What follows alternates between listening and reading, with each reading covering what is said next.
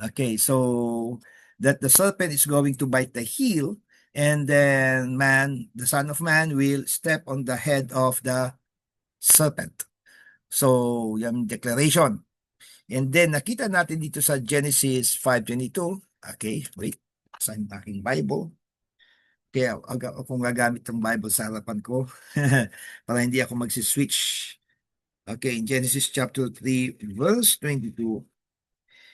And the Lord God said, Behold, the man is become as one of us, to know good and evil.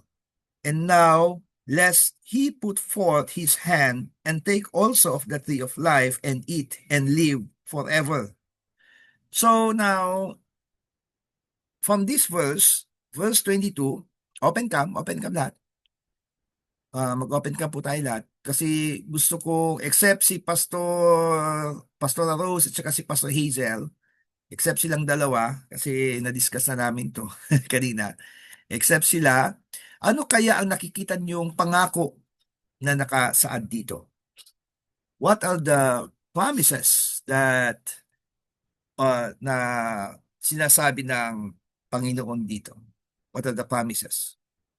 So, kailangan, ito kasi, hindi natin to tinuturo sa mga unbelievers. Ito ay sa mga believers. Hello, Ate Lorna. Hello, Lorraine. So, inuulit ko, hindi ito para sa unbeliever. Ito ay para sa mga believers, sa marurunong na sa salita ng Diyos. Alam nila ang kaligtasan. Tumanggap na sila kay Kristo Jesus bilang kanilang Panginoon, Hari at Tagapagligtas. Therefore, alam niyo na kung ano mga dapat yung sagutin dito. So, from that verse alone, Genesis 3:22, ano ang nakikita ninyo na pangako? Meron akong tatlong sinulat dito, pero gusto ko makuha ang ideas ninyo. Ano ang pangako na nakikita ninyo dito? Kasi sinabi ng Panginoon, Behold, the man is become one of us, to know good and evil. And now, lest he put forth his hand and take also of the tree of life, meaning yung bunga, to eat thereof, he will live forever. So from that verse alone, ang nakikita ninyo na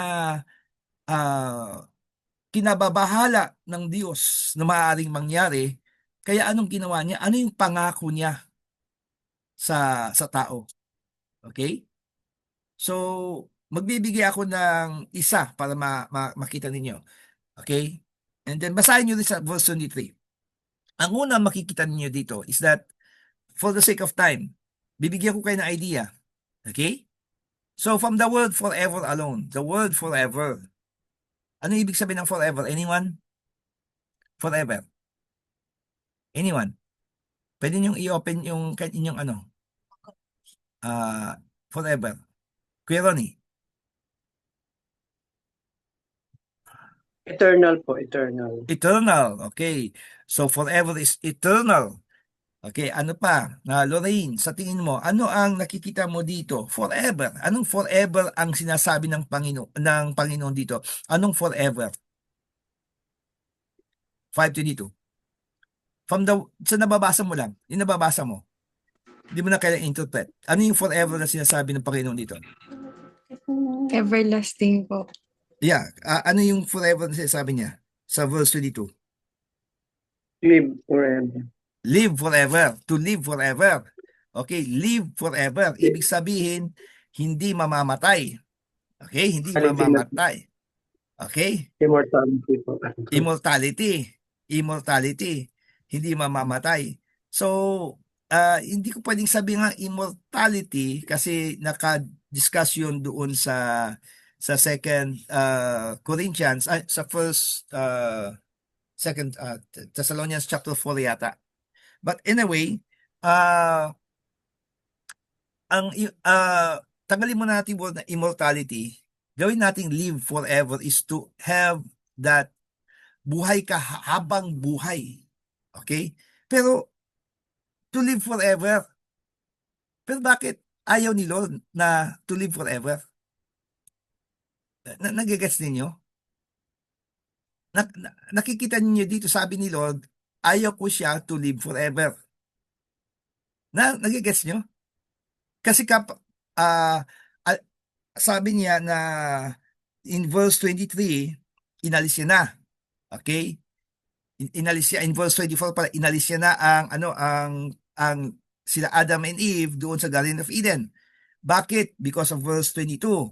Because they will live forever if they will eat from the tree of life.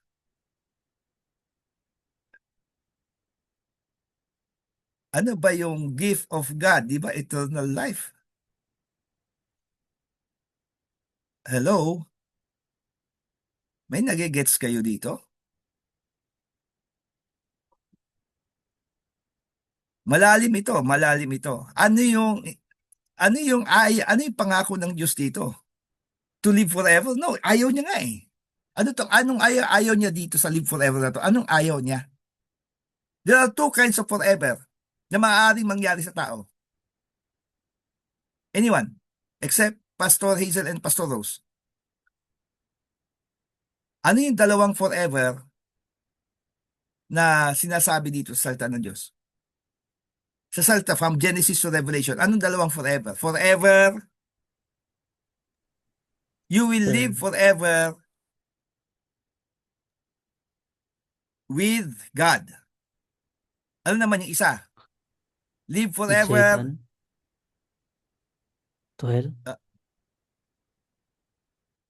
Okay, sabi ni, yes, with Satan. Okay. We are living right now with Satan and with God. Okay? We are living right now with God and with Satan. Ano yung live forever without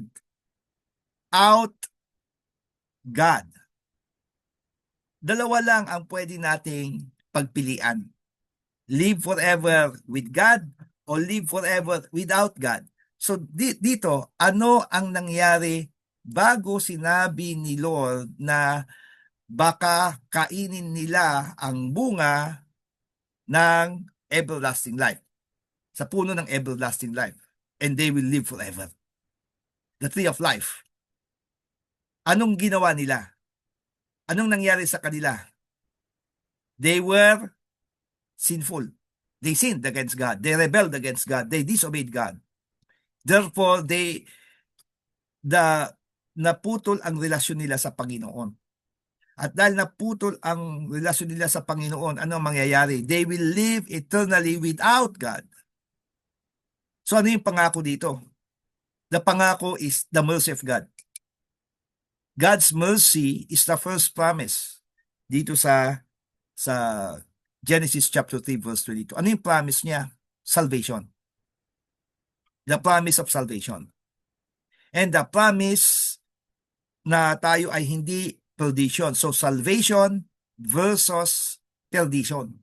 Kasi ang salvation kasi is eternally living with God or living forever with God. Ang perdition is living forever without God. Not with Satan. Okay? Living forever without God. Parang ganito. Okay? Now, kapag walang ilaw, okay? Kapag unti-unti nawawalang ilaw, namamatay ilaw, okay? Napapansin natin, I am not in the darkness. Okay? I am not living in the darkness. I am living without light. Without God. But if I will live with God, nakuha nyo? Without the light, there is darkness.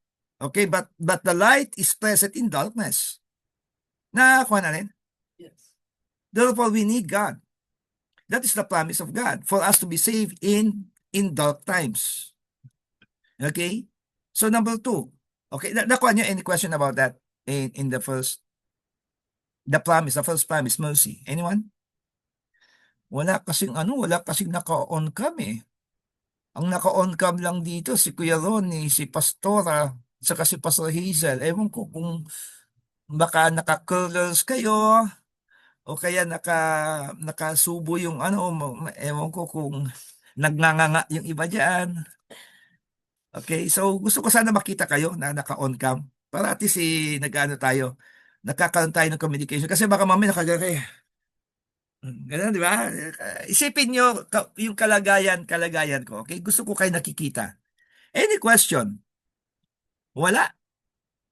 Wala. Klaro? Hello pa. Okay. Klaro lahat? Klaro? Klaro yun? Okay. Kuya Ronnie, klaro? Clear. Okay. Mama Aida, clear? Nawala si Mama.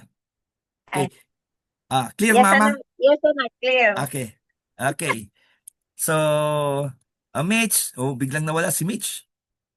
Okay. So, now, the second. The second is grace. Ano yung una? The promise of mercy. So, yung habag ng Diyos. Okay? Kasi wala tayong magagawa eh. Wala tayong magagawa kapag wala ang Diyos. Kaya mercy talaga ng Diyos ang pwede, ang paraan ng kaligtasan. We are not saved by works. Ephesians chapter 2 verse 8 and 9. Okay, we are not saved by works. But we are saved by grace through faith. Kaya nga dito yung pangako ng Diyos is mercy. The mercy so that we will not live forever without God, but live forever with God. Hello, Mirasol. Okay? So now tuloy natin. The second is grace. In verse 23, anong sinabi niya dito? Verse 23, therefore the Lord God sent him forth from the Garden of Eden to till the ground from whence he was taken. So, ginaid ni Lord si Adam and Eve palabas sa Garden of Eden at tinuruan sila to till the ground. Okay, to till the ground. Wala silang kalam-alam eh. Therefore, God will be their mentor. God will be their teacher. God will be their guide. So now, that's the grace of God. To till the ground through His help. That's the promise of God sa atin. That if we will try to do our best, God is there for us to help us. Nakuha na rin. So that's the promise of grace. Una, promise of mercy. Next is promise of grace. Okay? Kailangan nyo maunawaan yan. Inulit ko.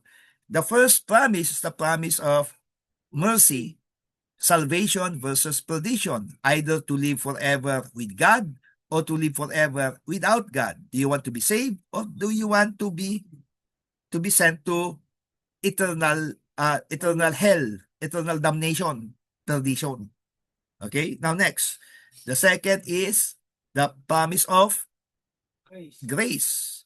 Wherein we have to work in accordance to the talents that God had given us, and He will be there for us to help us.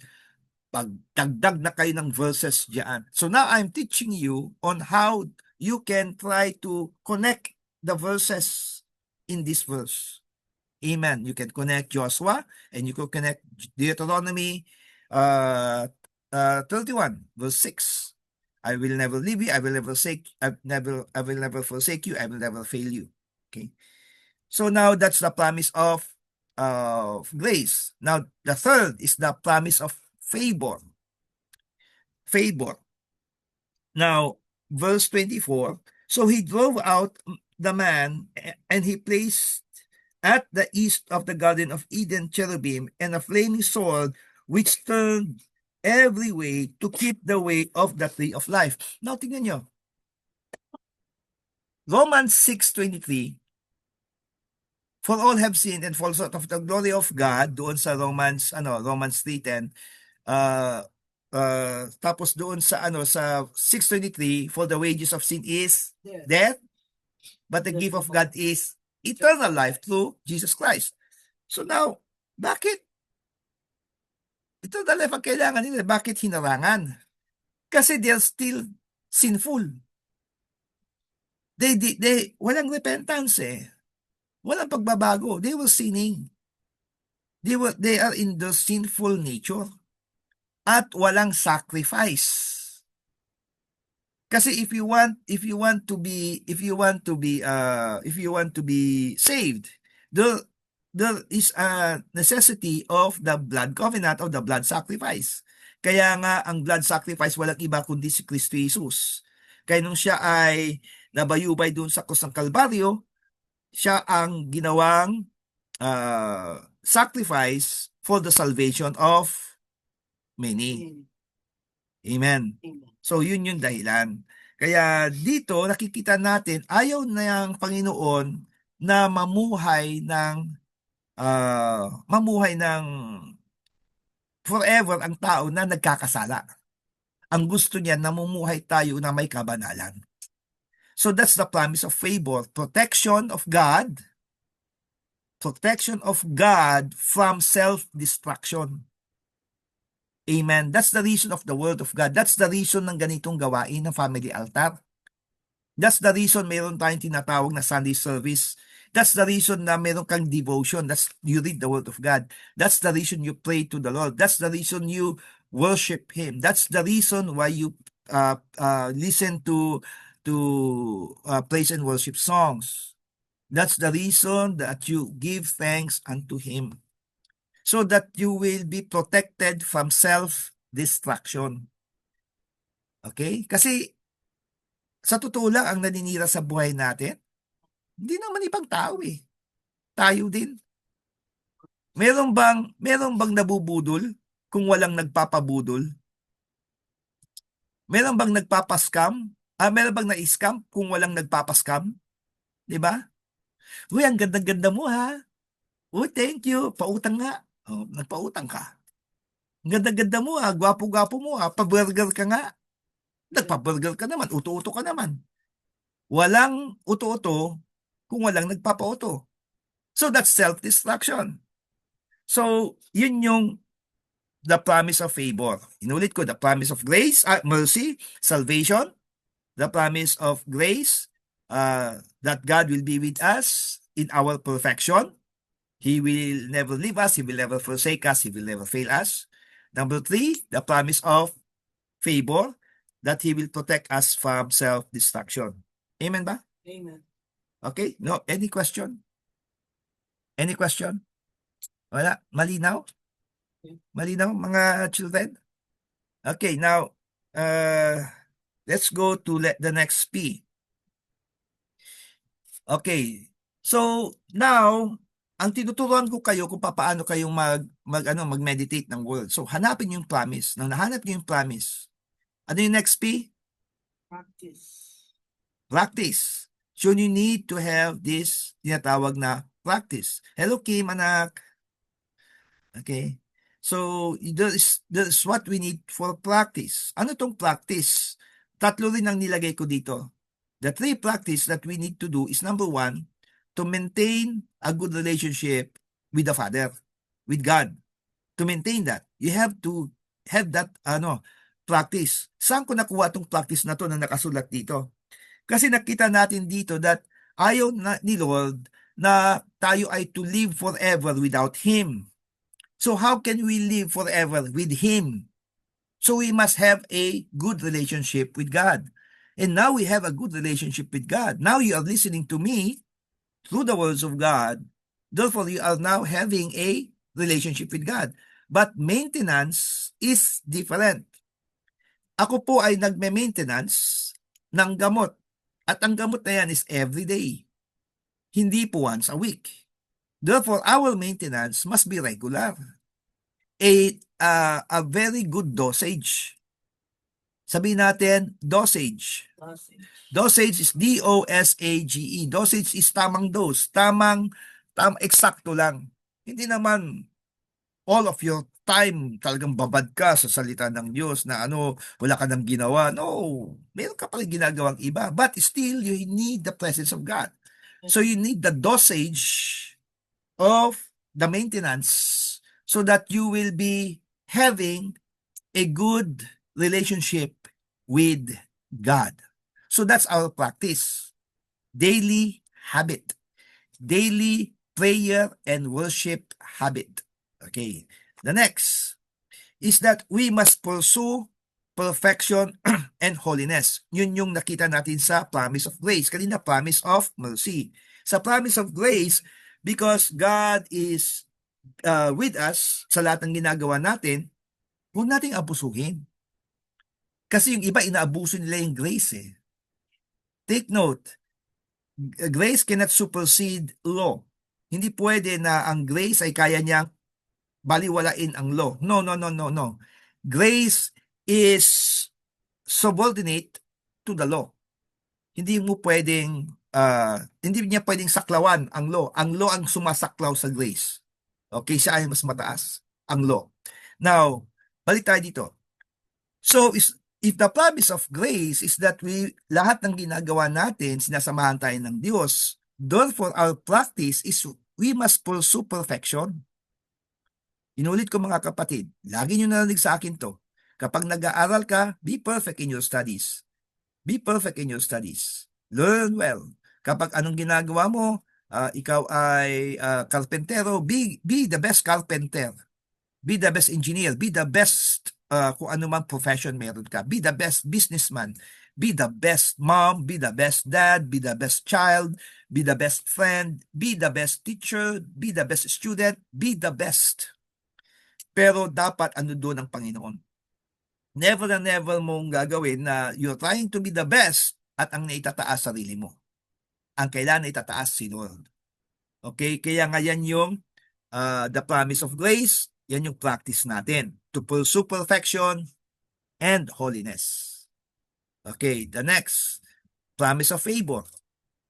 God's favor will be with us if we observe the law. Not only God's law, but also the laws of the land. Okay, inulit ko. Ang practice natin is we observe the law, not only the law of the land, not only the law of God, but also the law of the land. So anong law of the land ang dapat nating sundan o sundin o i-observe? The land that will create peace doon sa ating community, sa ating family, sa ating church. Kapag it will disrupt peace, hindi yan batas na dapat mong sundin. For example, same-sex marriage. Naging batas yan. Okay? Naging batas yan.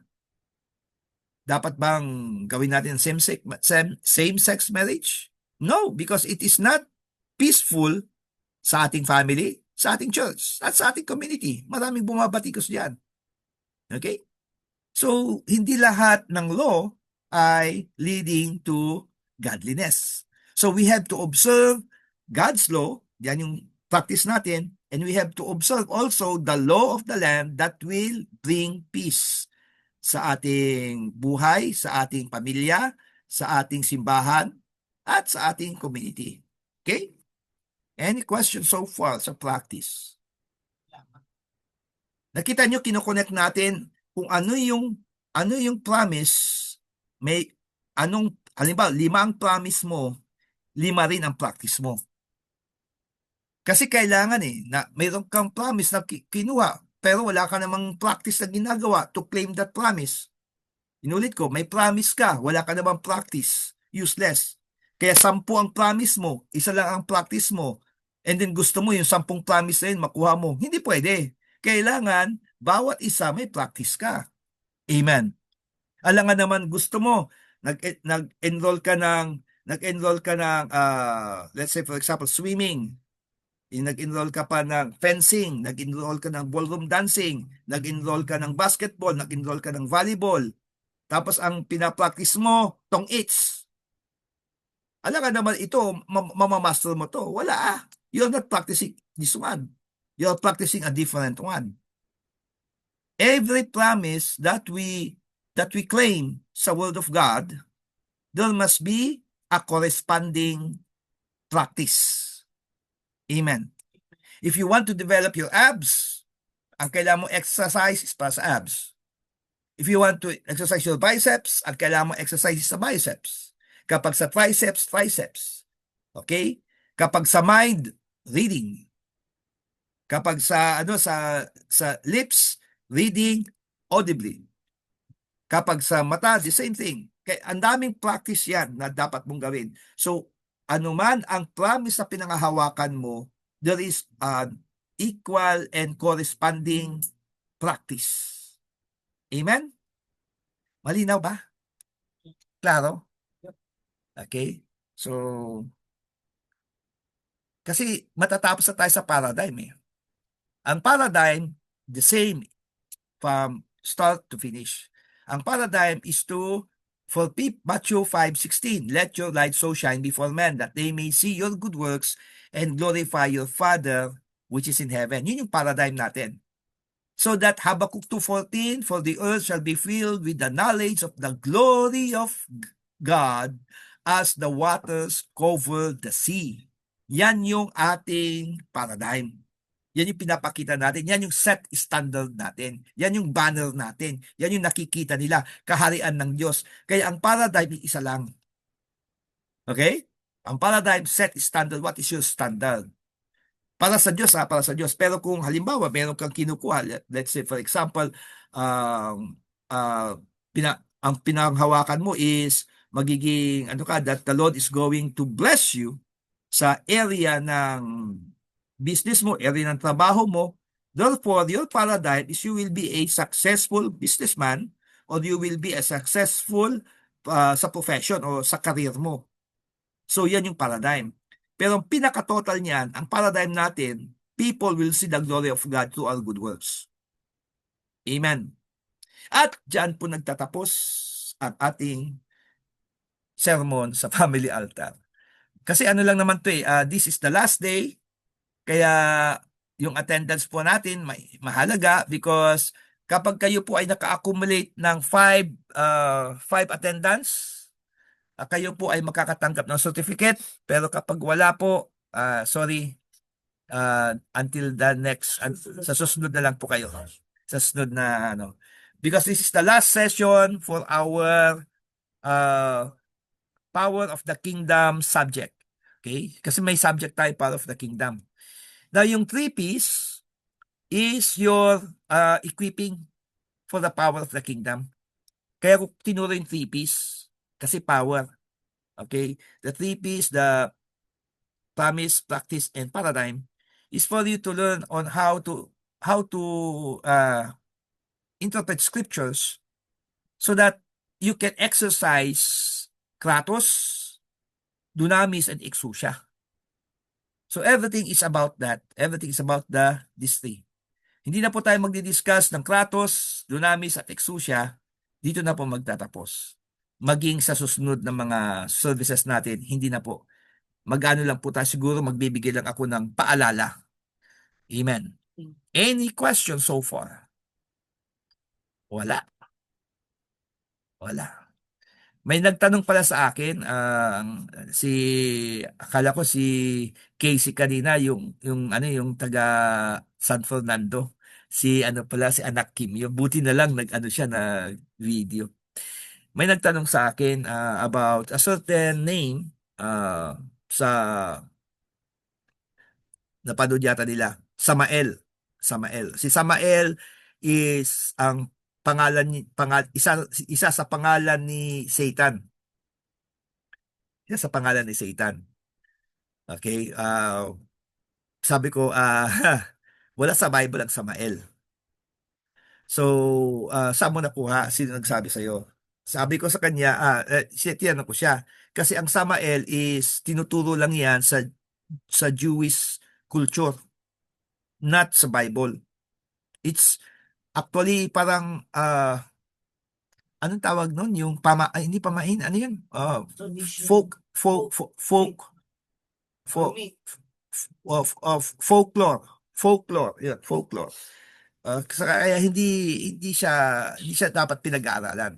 At kapag hindi ito nag-aano sa faith mo, wag mo na pag-aralan. Kasi maraming mga pelikula kasi na Christian movies na hindi naman Kristiyano. Like for example, the series of The Chosen. Wag niyong panonoorin yun. The Chosen does not describe Jesus. It does not describe Jesus. It describes a different Jesus. At ang itinataas doon ay ang mga disipulo, not Jesus. So, do not watch The Chosen. Okay? So, nakakalungkot na dapat ang naitataas si Kristo, naitataas disipulo. So, yun yung isang tanong niya sa akin. Ang sagot ko lang dito is that kung wala sa Bible, wag mo nang patulan. Why? Because the Holy Bible is the final authority in all matters of faith and practice. So every books that we read has their authority, pero we always rely on the infallible, inerrant Word of God. Infallible, it does not go wrong. You cannot find fault in it. Inerrant is that it will never contradict itself. It will be perfect. Kaya nga it is divinely inspired and providentially preserved. Ibig sabihin ng divinely inspired, it is inspired by God, and providentially preserved is pinotektahan ng Diyos since it's written time hanggang ngayon. So you can never say that Samael is part of the history, but kasi wala dito eh. So pero meron sa Apocrypha. Okay? Discuss ko lang konti, okay lang mga anak, para at least may alam kayo. Apocrypha, Apocrypha, Apocrypha, meaning Bible books that is not part of the Bible, but writes about the Bible, but they are not inerrant and not infallible. They are filled with errors and filled with faults. For example, in the book of Jesus, the Gospel of Infancy, or the Gospel of Thomas, tinuro doon is Jesus, nung siya ay bata pa, siya ay pumunta doon sa ilog, siya ay nag-fall ng doves, and then yung doves nag-clay, parang clay, tapos binugahan niya, naging doves, lumipad. That's one of the naging myth. At isa pa is marami pang mga pangyayari na hindi magandang pakinggan. Kaya pag wala sa Bible, wala sa King James, never follow it. Amen. Kaya lahat ng mga napapanood ninyo, lahat ng mga narinig ninyo, kapag sinabi nilang godly yan, what's the verse? Because the Bible is the verdict, the final authority. Amen. Amen. Okay, do you have any questions? Square Ronnie, meron. Go. Pastor, yung sa verse 23 and 24, sinabi, Lord God sent him forth from the Garden of Eden to till the ground. Tapos yung sa 24 naman, so he drove out the men. Bakit hindi po nakasama doon si Eve? Hindi, the man is, pag sinabing the man, M-A-N, is kasama si Eve. Yeah, kasama si Eve doon. Okay. Pag sinabing Adam lang. Pag sinabing the man is kasama na doon yung ano. Kaya nga the son of man, son ng mundo, ng lahat ng sangkatauhan. Yun ibig sabihin nun. Okay. Parang yun na yung description ng ano. Kaya nga, let us make man in our own image. Di ba? So God created, okay, nasa Genesis 1:26, nakasulat doon, let us make man in our own image. Genesis 1:27, and male and female created he them. Ang tawag niya sa male and female is man. Kumbaga yun yung general description. Ang particular description is male, female, or Adam and Eve. Okay na kaya rin. Okay, so ang ano niyan, ang verse mo doon, Genesis 1:26 and 27. Yun yung panlaban mo. Bakit man? Di ba? Wala si Eve, mga pilosopo, di ba?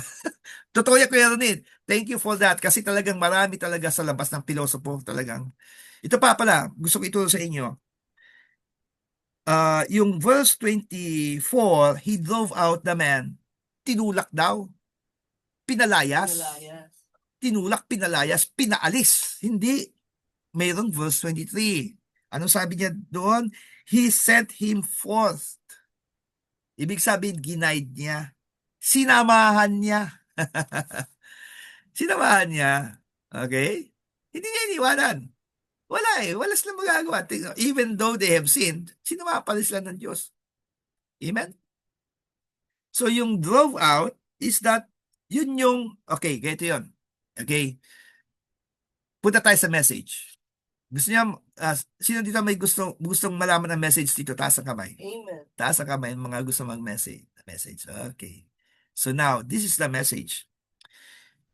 God guided Adam and Eve out from the Garden of Eden. Okay? Pero ang feeling nila is God drove them out. Okay? God is protecting them not to eat from the fruit or not to eat from the tree of life. Okay? Yun yung, okay, binantayan niya so that they will not live forever without God. Pero ang feeling nila is ayaw ni Lord na mabuhay sila forever. Nakuha nyo? So, ganito yun. Meron tayong gusto. This is the lesson. Meron tayong gusto makuha. And then, nung nakita ni Lord na bumabagsak tayo dito, nag-fail tayo doon. Hindi tayo nagiging successful. So, God is guiding us out doon sa plano natin. And then, feeling natin, parang pinabayaan tayo ni Lord. Pero hindi tayo pinabayaan ni Lord. He is guiding us eh. Kaya the lesson here is, feeling natin, God is not with us. Pero no, feeling lang natin yan. As long as we worship God, as long as we trust Him, as long as we obey and observe His law, God will not leave us. Tandaan natin the promise of mercy, the promise of grace, the promise of favor. Ibibigay yan ni Lord sa atin. As long as we continue to have a good relationship with Him. So therefore, feeling natin talaga tinaboy na tayo ni Lord. Feeling natin, di ba? So sobrang dami na problema, feeling natin, tinaboy na tayo ni Lord. Yung pala, iniiwas tayo ni Lord nang mas lalong bumagsak. Bumagsak na si Adan sa pagsuway niya sa Diyos. Okay, bibigyan ko pa kayo ng isang lesson. Tingnan, Maggie. Okay? In Genesis chapter 3 verse 23. Okay? Okay, sabi niya dito, therefore the Lord God sent him forth from the Garden of Eden. 22 pala, 22, sorry. And the Lord God said, behold, the man is become as one of us to know good and evil. To know good and evil. Okay? He is now like us. To know good and evil. Okay? So now, may tanong. Ano bang gusto ni Lord para sa atin? To know good and evil. Nakuha niyo? Yes. This is the lesson na dapat nating maunawaan. Iwas tayo ng blunder. Lahat ng marunong mag-chess, alam nilang ibig sabihin ng blunder. Moving a piece ahead. Kumbaga, hindi pa napapanahon. Kaya ka na-blunder. You move the piece ahead of time. Wrong timing. So ang blunder ni Adam and Eve is that sumuway sila. They did not trust. Sumuway sila. Gusto nila kung makuha kaagad yung gustong ibigay ng Diyos sa kanila. At dahil doon, nung nakita ng Diyos na gusto nilang makuha kaagad ang gusto nila, sabi niya, look, alam na nila, nakuha na nila. O ngayon, baka mamaya kunin pa nila ito. And they will live forever without us. They will be like gods. Therefore, they will live without us. They will live a sinful life because without us, they are nothing. They will live like Satan. Kaya nga, we have to avoid that. We must not get rid of this tree of life, but we have to get them out from the presence of that that tree, that success. Nakuha natin? Masyado tayong obsessed sa success. Kaya nabablunder tayo. Blunder is taking steps ahead of time. Okay? You are placing your movements ahead of time. Maaga masyado. Wrong timing. Kaya ka nabablunder. Anong blunder ng Israel? Anong blunder ng Israel? Ba't sila bumagsak? Because they chose a king ahead of time. Ilang taon na lang ang hihintayin nila. Then si David na magiging hari. Ilang taon na lang. Pero hindi sila makapaghintay. Anong ginawa nila? They chose a king. Hindi nila makayanan yung problema na naranasan nila. Sa pamamagitan ng mga anak ni Samuel na si Joel at saka si Abihu. Sabi nila, make us a king. Pero sa totoo lang, before that, in the time of Moses, in Deuteronomy, sulat nyo, Deuteronomy 17, verse 14 to verse 14, is meron na talaga nakaplanong hari. Meron na. Nakasulat yan. Genesis 17:14. In Deuteronomy yan. Kailan nagkasala? 1 Samuel. Ilang books? Joshua, Judges. 17:14. Chapter 17, verse 14. Pangako niya na yan eh. Pero na-blunder ang Israel. Hello? Gusto nilang magkaroon ng hari kaagad. Blunder again, moving a piece ahead of time. Wrong move. Hindi, it's not a wrong move. It's the wrong timing. Wrong timing. Ano pa? Bigyan pa ako isang example. Si Saul, nag-blunder din. Nag-blunder siya. Anong blunder niya? Hindi niya mahintay ang tagumpay. Hindi niya mahintay si Samuel. Ang mag-sacrifice ay si Samuel. So, hindi niya mahintay. Sino nag-sacrifice? Si Saul mismo nag-sacrifice. Pinakinggan pa rin ni Lord yun, yung sacrifice niya. Pero blunder yun. Tulad ng pakikinig ni Lord sa Israel. So, the common reason why Christians fail is shortcuts. Mahilig tayo mag-shortcut. Blunder are shortcuts. We don't do it the hard way. We do it the easy way. Hello. Christianity is not easy. It's hard. Because we need a change of heart, a change of mind, change of lifestyle. Mahirap. Kaya dito mga kapatid, ito palang Genesis chapter 3 verse 22 to 24, marami kayong matututunan. It will make your mindset really different, a mindset of Christ rather than our own mindset. At dahil dito sa natutunan natin, the 3 P's, I would like you to observe every chapter or every verses na nagugustuhan ninyo. Ano bang favorite chapter nyo? Ano bang favorite verse nyo? Sulat nyo. Okay, this is your assignment. Ano ang favorite verse nyo? Sulat nyo. Basahin nyo. What is the promise? Hanap kayo ng promise.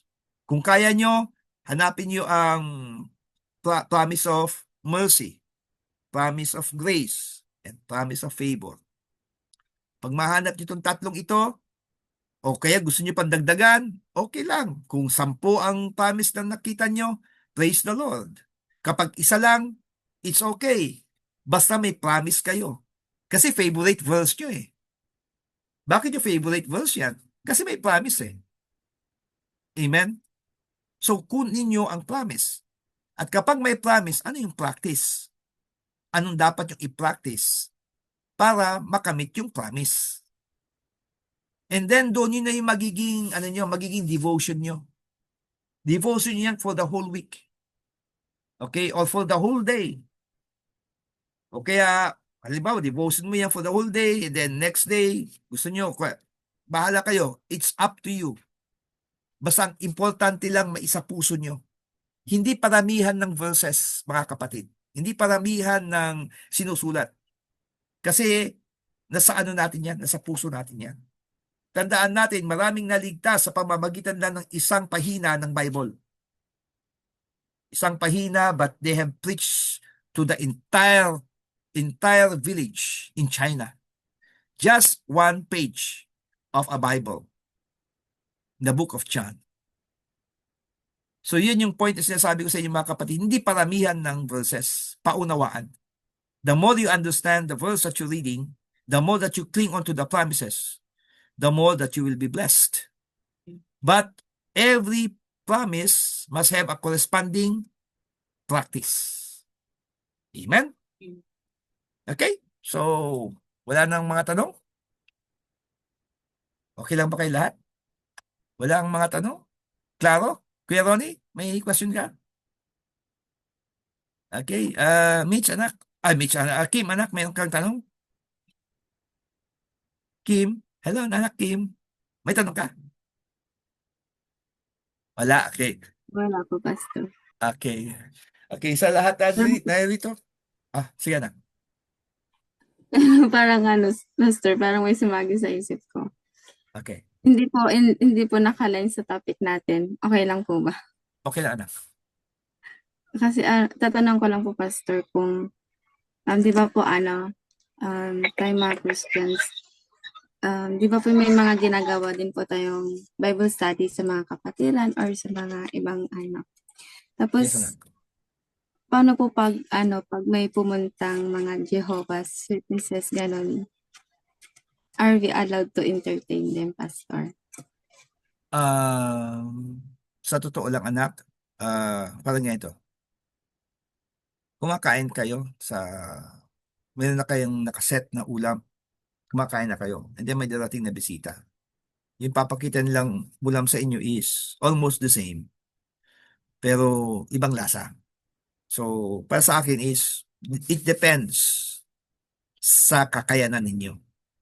Ako, I can entertain them, but ang pinakamahirap nito is that mahirap kasi baka mamaya hindi kayo handa, hindi kayo mentally prepared.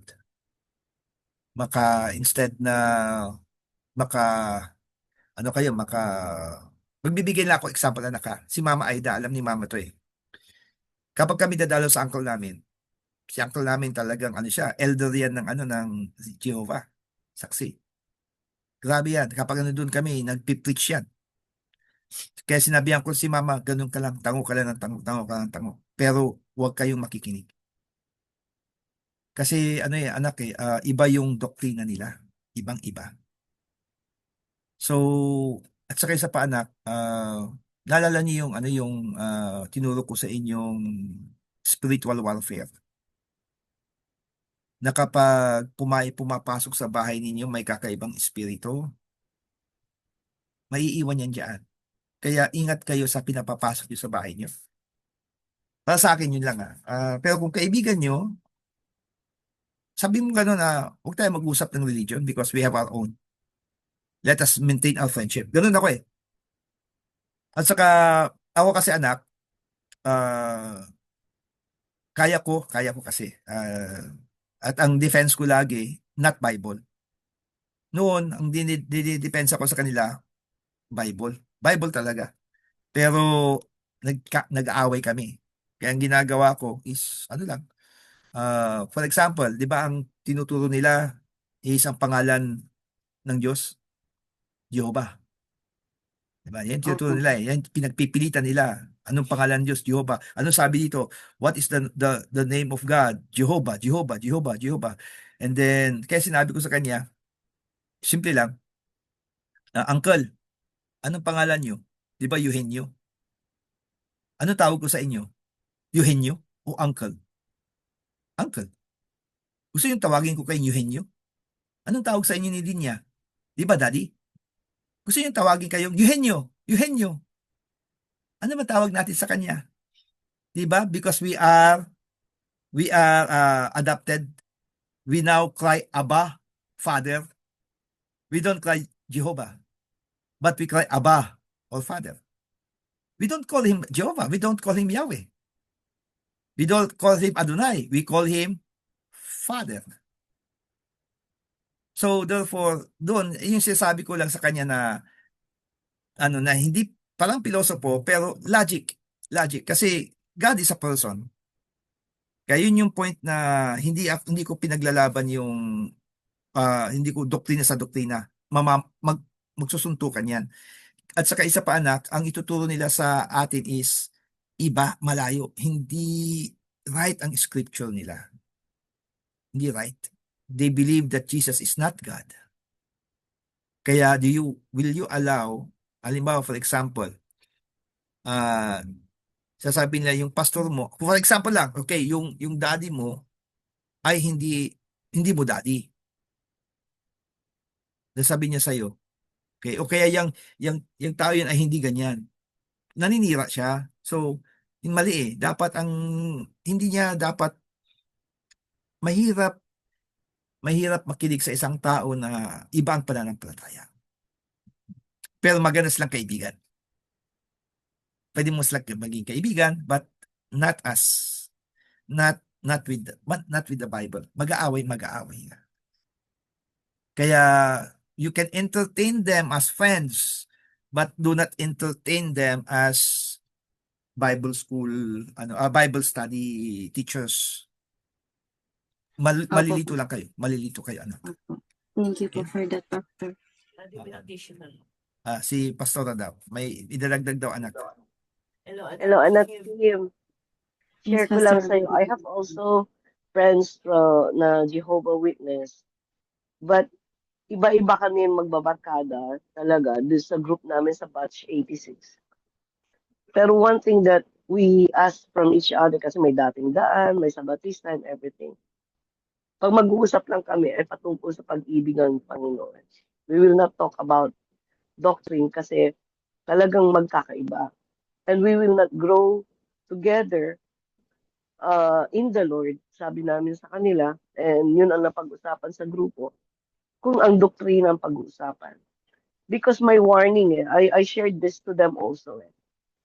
I want you to pag-aralan mo ito maigi in Matthew 24 verse 4.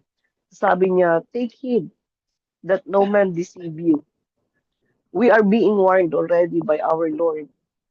Kasi dito, ang gusto ng Panginoon, kaya nga niya nasabi sa Joshua 1:8 that we should meditate on His Word. If we're going to hear another doctrine, talaga malilito tayo if we're not rooted in the Word of God. So, kagaya na sinabi ni Pastor Anak, we can entertain them. I can be friend with them. But I make sure that I will not listen kasi alam na natin kung ano yung doktrina nila. But for them to sila yung mag-aano ng Bible study, no. But I let them pray, but not the Bible study. Because dito pa lang, etong warning ni Jesus sa atin, we must be careful. Kasi once na deceive tayo, mahihirapan tayong alamin ang katotohanan. Yun lang yun sa akin. Thank you po, Pastor. Kasi po, may pumunta po dito last Saturday ata yun. Then ay parang naano ako kasi parang ang nangyari po, parang natanggihan ko ata. Pero hindi naman yung, kasi parang nag-aano na po sila. Then sabi ko po kasi, pasensya na po, sabi ko kasi dahil may church din po akong inaatinan and matagal na din po ako sa church na yun. And ganito po yung pastor namin, ganito po yung pangalan ng church namin. Welcome din po kayo doon, sabi ko po ganyan. Then parang naano ata sila, tapos bigla silang umalis. Sige po, thank you for ganyan. At least hindi mo kami sinaraan ng pintuan. Yun lang po yung sabi nila. Kaya, yun po, hindi na po sila tumuloy. Kaya, tinatanong ko po kung yun nga po, okay lang na i-entertain ko sila. So, at least po alam ko na po ngayon yung pag kunyari na-entertain ko po sila ng long ganon. Siguro po may mga nasabi pa po sila. At least po, the next time na punta po nila or visit nila siguro dito sa barangay namin, maano ko na po na hindi pala pwede.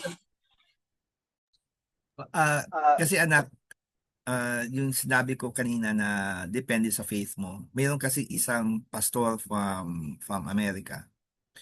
Ginawa niya is tinanggap niya Mormons. Mormons naman to Mormons. Tinanggap niya ang Mormons. Nangyari was instead na 'di ba, nagsasalita yung Mormons, tuturo yung Mormons. Tanong na tanong lang yung lalaki, tanong na tanong, tanong. Pero yung tanong niya is ang sagot talagang matitira sila. Sila ang natatamaan. Kasi marunong siya, alam niya eh. Kaya ito yung point na dapat din nating matutunan. Pero kung hindi mo pa alam, hindi mo pa kaya, huwag mong i-entertain. Pero kung kaibigan mo siya, tulad ng sabi ni Pastora, because they're friends, pwede as a friend. Pero as a certain, for example, ako dadalaw sa inyo na magba-Bible study, ay hindi po pwede. Kunwari, hindi mo ako kilala, wag. Wag anak, bawal. Bawal yan. Kasi ano yan eh, hindi mo uto pa eh. Hindi mo ano eh. Unless na na-invite ka. Tama yung ginawa nila na kakatok sila, pwede bang mag-share. Okay yun, tama yun. That's the right attitude. At kapag pinagsarahan mo, hindi yung pinagsarahan na talagang pinahiya mo, sinabihan mo lang na, sorry po, may church kami, ganun. Pinagsarahan mo na sila ng opportunity. But hindi mo sila pinagsarahan ng pinto. And that's a good thing also.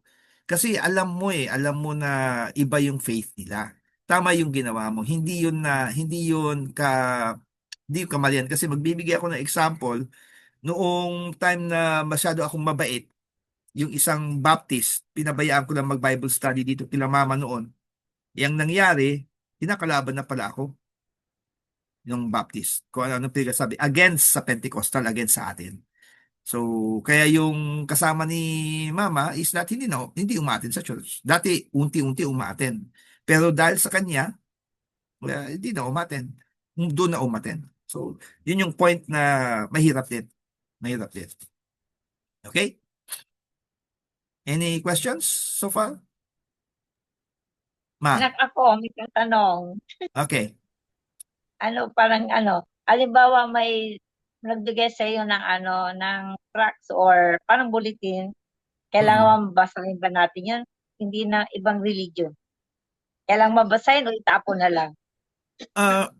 Depende Halimbawa, po. nagbigay ng tracts or yung parang bulletin na pinapabasa di ba may nagbibigay? Kailangan mabasahin ko yun or itapon ko na lang? Paliwalay mo. Ang sagot yan, depende sa faith mo. Kasi, for example, ako, nung ginawa ko yung Christology, meaning yung the birth of Christ, ano ba yung meron doon, at sinabit ko to sa aking masteral dito sa Urdaneta. Ang aking binasang libro is hindi libro ng Kristiyano. Libro ng isang hindi naniniwala na si Jesus ay Diyos. So, depende sa faith natin. So, ang ginawa ko doon, kinuha ko yung negativity niya at hinanapan ko sa verse. Kaya mas naging stronger ang aking thesis na naisubmit ko dahil mayroong pros and cons. Ang point dito is that kung tatanggapin mo, baka mamaya kung mahina yung foundation mo sa salita ng Diyos, baka ma-shake ka eh. Yun yung problema. Pero kapag, for example, tulad sa akin, pastor, hindi masishake, pwede kong basahin. Pero kapag hindi, huwag mong basahin ma. For example, pag sasabihin doon, ganito si Jesus, ikaw na mahina ang mo sa Bible, maniniwala ka kaagad because very convincing sila. Kasi ang gaganda ng papel, ang gaganda ng print, ang gaganda pa ng mga language nila. The way ano yung kanilang sentences, ang gaganda. Perfect. So maniniwala ka. Ganda ng presentation eh. Pero the question here is, tama ba 'yon? Kaya ito yung point na mahirap din po na basahin. Mas maganda na lang na basahin natin. Eh kung yung Sunday Bulletin nga natin, hindi binabasa ng mga ibang tao, yung pakayang tracts ng iba, bakit binabasa nila? Pambihira yan. Kasi marami nagbibigay ng mga ganyan pag napapadaan sila, gano'n, iabot sa'yo, ganyan. Kaya Ah, hindi ko ah, kaya ang tanong ko, kailangan mo basahin o hindi na. Kaya minsan parang gusto ko itapon o ano, itabi o ano. yun nga po yung yun yung isang kaya nga hindi na po tayo nagpiprint ng tracts. Kasi Mm. pinag-aaralan ko kung dapat ba tayo magbigay ng tracts. Kasi pag magbibigay tayo ng tracts na halimbawa si Kim o kaya si Kuya Ronnie, napadaan ako sa bahay nila, magbibigay ako ng tracts na hindi ko man lang sila nakausap. Ay hindi po pwede yun. Dapat kakausapin ko sila. O kaya halimbawa nagkasalita ako and then maya-maya biglang nakita ko nakikinig. Yung isang kasama, magbibigay ng tracts. Yun po yung halaga ng tracts. Kasi hindi ka basta-basta pwedeng magbigay ng tracts na basta binigay mo lang. Hindi, dapat may dahilan. Kaya yun po yung point na pagtatanggap ka naman ng tracts, hindi ka tatanggap dahil para hindi mapahiya. Kundi, ano yung purpose? Everything has a purpose. Kaya kung babasahin mo yun, and then may nakita ka doon, ano ito? So, pag may tanong kayo, pwede, kunin yung may tanong kayo doon, tanungin nyo ako. Pero ang problema kasi dito, nagbibigay yan ng doubt sa ating isip. Doon nagsisimula talaga ang laban sa mind. Kasi yun yung unang kinabagsakan nila Adan at Eva eh. Yung pagtatanong sa salita ng Diyos. Doubt. Kaya yung atin kasi is sobrang sa totoo lamang po malalim na yung ating katuruan eh. Sobrang lalim na. Kaya yung iba hindi nila makuha. Itong tinuturo ko po sa inyo is hindi pang Bible school na po to, pang masteral po itong tinuturo ko sa inyo. So pero ginagawa lang natin as part of the discipleship para at least matuto kayo kung ano ako ngayon, gusto ko maging ganun din kayo. Yun yung dahilan. Kaya huwag kayong magmimintis sa family altar, sa lahat ng lessons na binibigay ko sa inyo dahil everything is connected. I want you to have the knowledge that I have so that you will be the next generation of preachers. Okay? Okay, ma? Okay. Okay, thank you. Okay. Sige, tayo po kung wala na pong mga tanong, tayo po ay pumunta na sa ating communion. Taas po natin ang bread at tayo po ay manalangin. Ama namin sa langit, minsan pa kami nagpapasalamat sa inyo. Tinataas po namin ang tinapay na ito na nagsisimbolo ng inyong salita. At tunay nga po that man shall not live by bread alone, but by every word of God. Kung kaya patuloy na ang inyong salita ang maging pundasyon ng aming buhay. At sa inyong mga salita, meron po kami pinanghahawakang mga pangako. Teach us on how to practice to achieve these promises so that we will be the standard that you want us to be na nakikita ng lahat ng mga tao. Samahan niyo po kami at patuloy na kayo lamang may taas at maluwalhati sa aming buhay. At sa pagkain namin ng tinapay na ito, patuloy na kayo lamang mabigyan ng kataas-taas ang papurit pagsamba sa ngalan ni Kristo Jesus.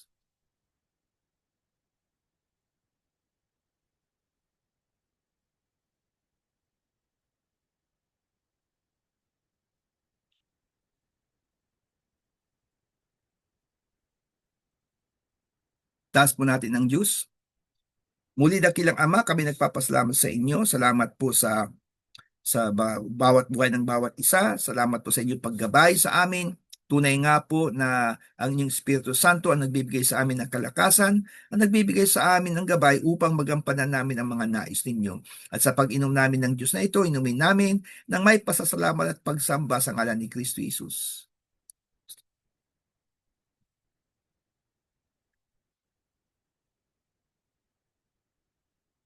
Let us continue to be in the presence of God.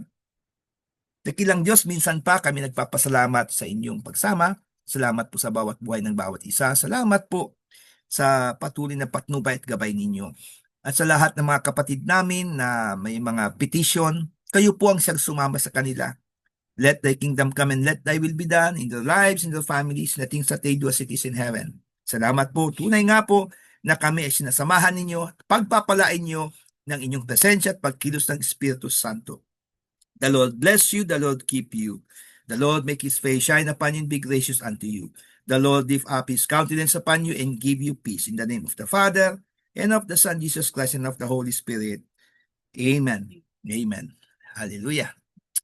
Kuya Michael, give the command. Sige Lahat po, po tayo. open cam po tayo. On cam. Okay. Si Christian. Hello, Inang. Hello, Justin. Was Jill? Busy? Nag-CR Ha? Nag-CR po. Okay. Sige. PG, anak. Okay? Okay. Si Christian. Okay.